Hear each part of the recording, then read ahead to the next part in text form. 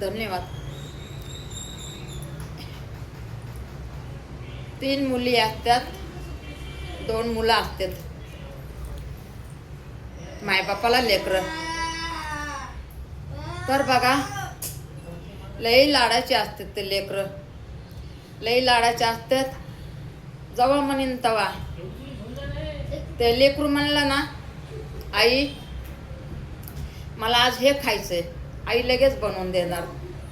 मामा मला ते खायचंय, आई लगेच बनवून देणार. आणि 2 पोरं असायचे तर ते 2 पोरं, अरे बाळा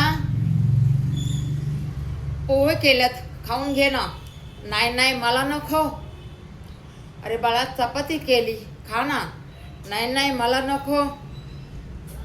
असं आजकाल लेकरं करतात. अरे बाबा तुला काय बनवून द्यायचं, काय नको मला. आणि भूक लागली की जिद्द करायची, मला हे नको ते खायचे, ते नको हे खायचे. आणि आईनं सारखंच बोलत राहायचं. काय रे, आईनं सारखंच बोलत राहायचं. अरे खा रे बाळा, खा रे बाळा. पण लेकरांना कुठं आवाज येतोय आईचा. लेकरं आपल्याच खेळण्यामध्ये सुरू. आजकाल तर गेम निघल्यात. गेम मध्ये 4 पोरं धरून गेम खेळायची. आजकाल असं आहे पोरांचं. आणि आई जरा जाऊ दे की स्वतःच्या भावबंदाकडं.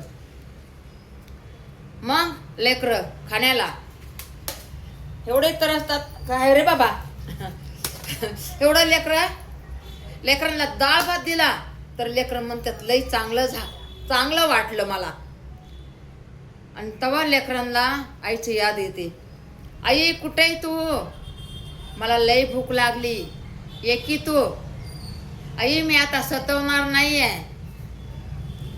तिथून पुढं मी सतवणार नाहीये तुला. आई ये ना लवकर घरी. आई मी तुला कधी काहीच मागणार नाही. आई लवकर घरी ये. पण आईला राग आलेला असतो. आई तशीच 1-2 महिने तिकडं बसती. मग लेकरांना तवा अनुभव येतो की आपली आई असती ना, ती आई असती. असं असतं. म्हणून नाही का, एक गोष्ट होती बघा, एक गोष्ट होती. घडीभर ही कहाणीच म्हणायला पाहिजे बघा. ते लेकरांचा एवढा लाड करायची.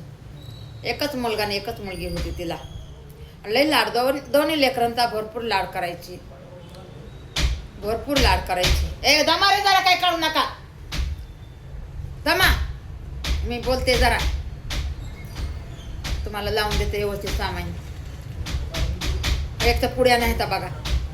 मग ते आई बघा ते लेकरं तंग करायला म्हणून शिने लांब निघून जाते.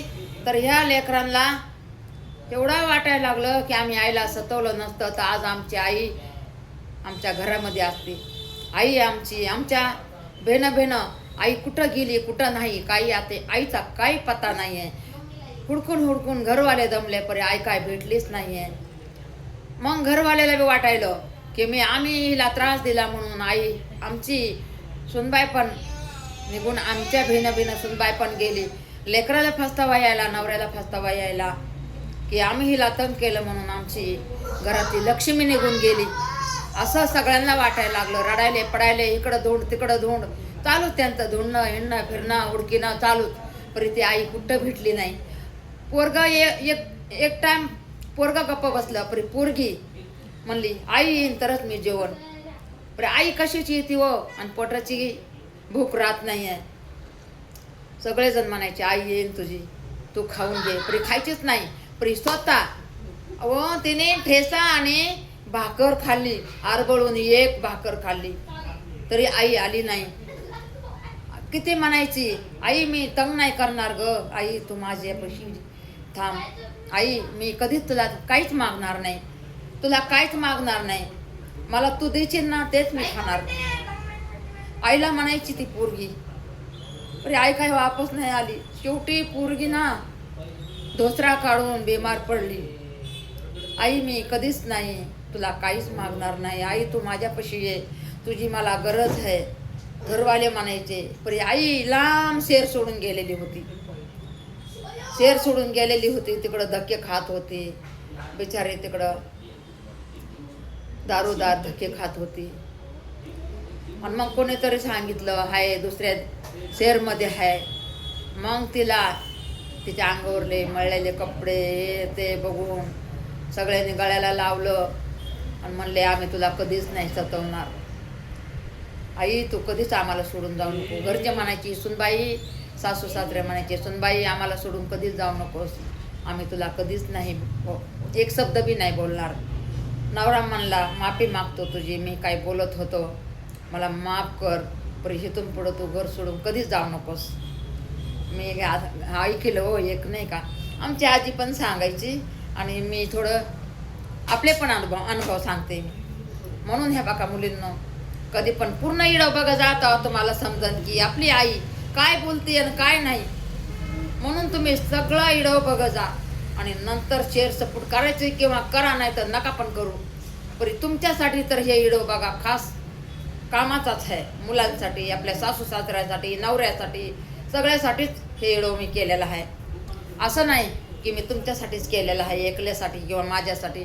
मी सगळ्यासाठी इडो केलेला आहे. शेअर सपोर्ट करायचा किंवा नाही करायचा तुमची मर्जी. पण तुमच्यात नक्कीच हे इडो माझा कामाला येणार आहे.